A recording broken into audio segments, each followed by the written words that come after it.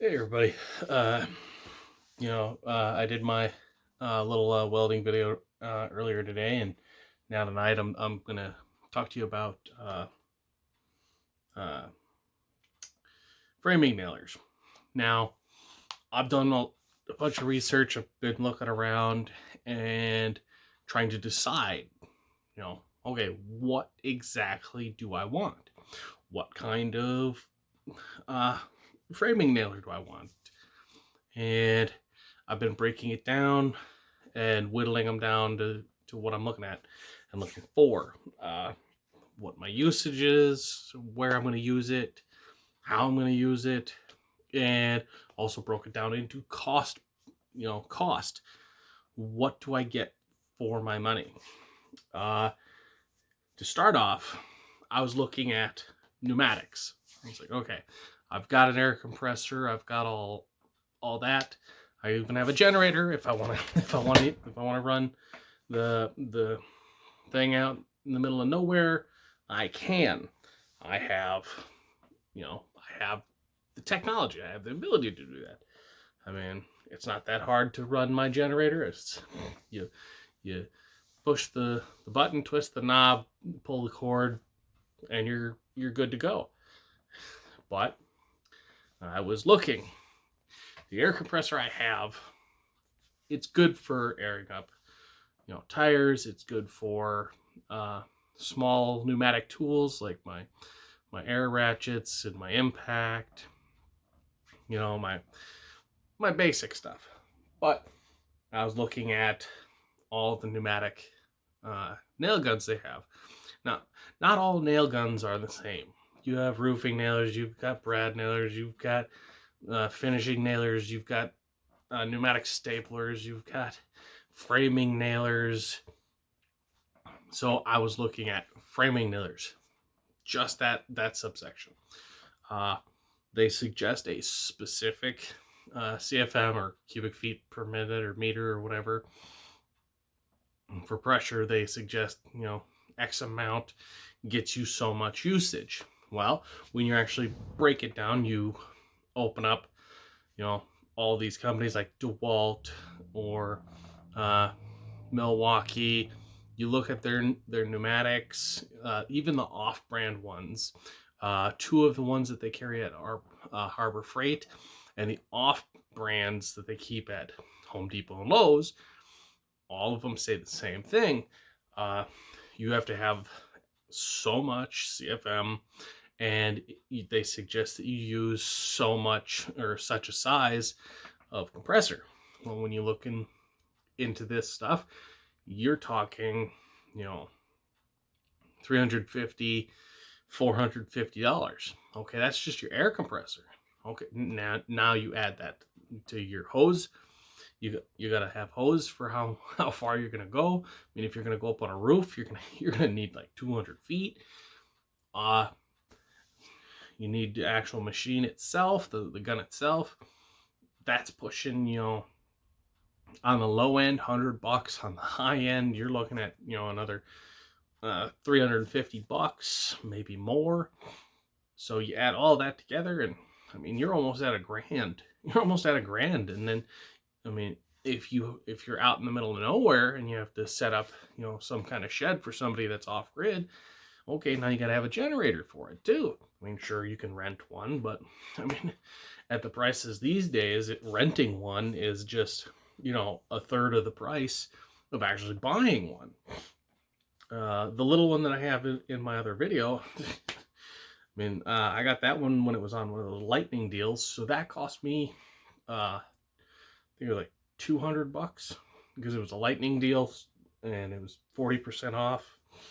Like it was a real good deal, and I was like, okay, I'm getting it. Don't worry, I'm getting it. But okay, that's just pneumatics, and when you use a specific or the advertised tank size and stuff, they tell you, okay, you're going to run this. You're going to put about maybe 30 to 50 nails in. You have to let it sit so your compressor can catch up. And when your compressor's catching up, I mean, you're talking like 15-minute downtime, 10 to 15-minute downtime. So every 50 nails, you got to wait 15 minutes. I mean, that's a lot of time taken out of the day. I mean, if you're one of those slower nailers where you're getting it where it needs to go and you're making sure, then fine, yeah, that could work for you. It all depends. I mean, it depends on you, depends on what you want, depends on how you want to go about it. Okay, and then I mean, that's good. That's good. If you want to do pneumatics because you trust it, that's your business. Okay, now onto the electric side. Electric nailers. The electric framing nailers, you're talking, $350. One that I was looking at, yeah, that does not come with a battery. The battery is sold separately. And the battery, yeah, that's pricey. And then you have to have a charger because the machine doesn't come with a charger and the battery doesn't come with a charger. So you have to buy a charger. Unless you already run that brand, then you have it. And you may have batteries. But still, new machine, get a new battery. That, and if you're paying that much money, then you should be getting a battery. I mean, it only seems fair. Now, I mean, you're into that much. Well, okay, now you don't have to worry about hoses. You don't have to worry about compressors. Still got to worry about a generator if you do an off-grid thing because you're going to have to charge that battery, right? Okay. Now, this battery, it lasts for 889 nails total. And a lot of them do that. The DeWalt's, the Milwaukee's,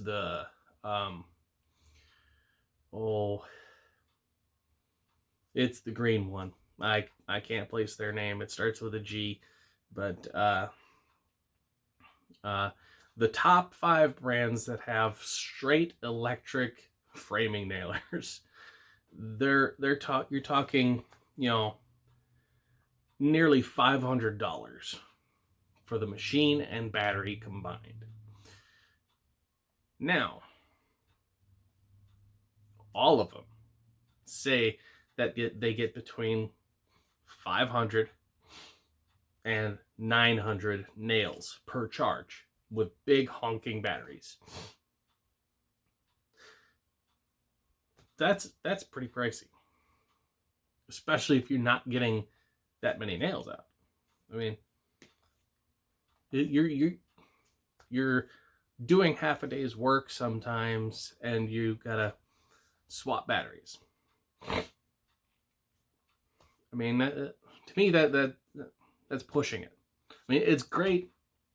You're going faster and you're doing more than pneumatic, and you don't have to carry a hose. You don't have to carry a air tank around. You're not leashed down. You don't have something you have to step over and watch out for. You hang it on your belt and you're good. Okay, that's great. Great. Now, the whole reason why I bring these two up is because I'm looking at buying this.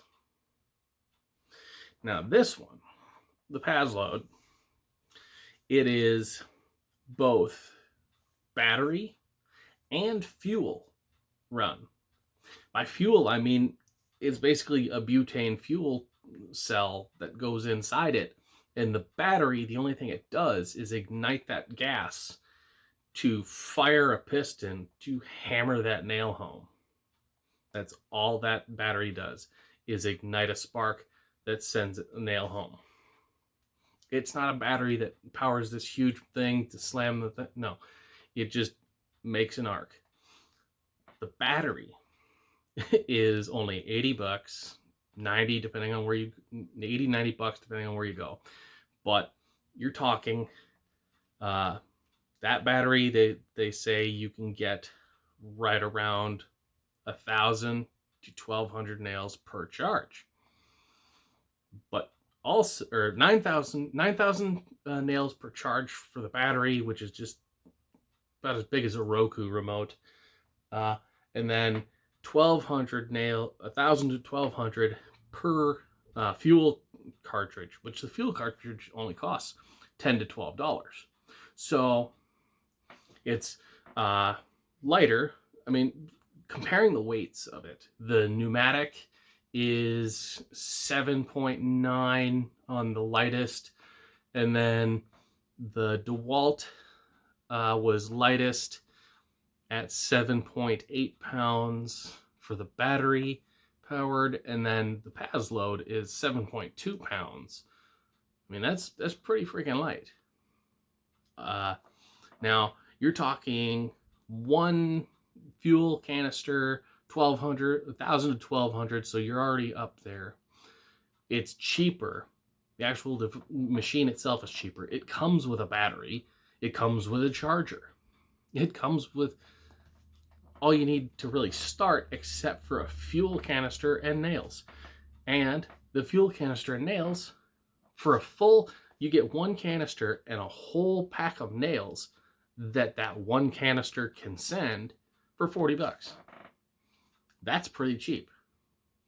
So for the cost of the machine, the cost of actual, nails and the fuel and, everything to start, you have nearly twice as much stuff already as with the pneumatic and the other electric.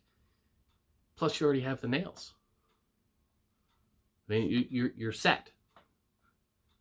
You can literally, for what you're paying for just the machine itself with all these others, you're getting the full setup plus nails with Pazload. Now, they've been around for a long time, so they've kind of cornered this market with the fuel ones. Now, I mean, I don't know about you, but more accessible, more nails, better fuel. It's got a 30 degrees, so you don't have to worry about your angles. You flip a lever and it changes your depth.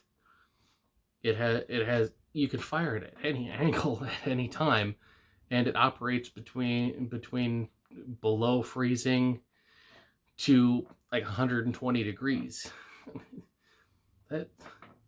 That's pretty damn spiffy. And if all I have to do is carry one spare fuel canister and I can do 2,000 nails, and my battery won't even be drained halfway, that's ridiculous. I mean, if I have to stop, go down, put my battery on to charge, put a new battery in, go back up on a roof or something, or go back to doing whatever, and I'm only, 500 nails in, that's pretty crappy. That's pretty crappy, especially if I'm spending, nearly $500 for something. And then for pneumatics, if I'm trying to do a wall and I get halfway done with the wall and my compressor's low on air and doesn't have enough oomph, I'm stuck waiting. So now I'm burning money and I'm losing money. So, I mean, you got that happy medium. Yeah, sure, I can just be, old school it and, hammer a nail, just tack and go at it. But what's the point of the machine if I have to do that halfway through a wall? I mean, it's chicken shit. It's not worth it. The struggle is not worth it. So that's why I'm going with a Pazload, because I've got big plans. I'm looking at a few acres of land, and it's out in the middle of boony nowhere. It's registered as general rural, or residential rural, where I can build on it, but I need to do stupid permit this, permit that, and when that gets to it, that gets to it. But for now, I gotta get the stuff set up for it. So that's why I'm going with it. That's why I'm going with the Pazload. I mean, sure, there's going to be people jumping in the comments saying, "No, that's junk. They're crap. You got to go with this other brand over here." And you can kiss my ass, because I've literally looked through all the manuals. I've looked through all the advertising. I mean, if you actually looked into the manuals of some of these pneumatic guns and battery guns, it's ridiculous. They tell you can't do this, you can't do that. But when you open up the Pazload one, it tells you, yeah, sure, go ahead, do that. Do that. You've got a warranty where if something goes wrong, you send it to them, they'll fix it. Now, if it breaks within 2 years, they'll replace it completely. Like if you're nailing and the whole end just shoots off, they'll replace the whole thing for you for free, brand new. They don't do that with the other ones. The other ones, if you use an off-brand charger, or if you have, if the machine shows that you've possibly maybe dropped it once, your warranty's void.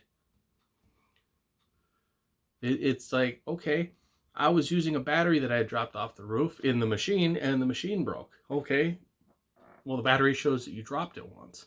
So the machine must have been dropped at least once. Therefore, warranty's void. And then pneumatics. I mean, I've seen people with pneumatics where they've almost gotten pulled off roofs because of the hose. I've seen this. My brother, he lives up in Wisconsin. He went down to Florida to do a roofing job. This is quite a few years ago. It was about 15 years ago. He went down to Florida to do a roofing job. This place was right about 6 stories high. And he was up on the roof, nailing boards, just going to town. His pneumatic line was going up the side of the building. And where they had to have the compressor was on the other side of this little place. And that was the only place they could do it because they had no extension cords, no nothing. Well, in comes a forklift, that one of those boom ones where the driver's sitting way back in the thing. Well, he comes in with a brand new pallet of 4x8 boards that were gonna go up on the roof. He sets it down right on my brother's air hose. Luckily, when that air hose was yanked, it was attached to his belt, and he had been pulled back off the roof, but the hose was underneath the catwalk board that they had nailed on so that they could stand on it at that angle. Like when you're on the roof, you stand on that board, and yeah, well, it was under that. So when he fell, he went over, it was wrapped around, and it snagged. When it snagged, it spun him and made him land feet first on the actual platform just below the top of the roof. Like, it snapped him, made him do a 360 and onto his feet. It saved his ass. But had he not done the wrong thing and had the line go under, he would have been dead. He would have been dead. But he did the wrong thing. And sadly, he got fired for doing the wrong thing, even though it saved his life. I mean, but imagine you're up on a roof and you're nailing, and somebody steps on or drives over your airline and pulls it out of your hand or pulls you off the roof. That's dangerous. At least with, batteries, you don't have to worry about that. But battery plus fuel means less trips to the charger.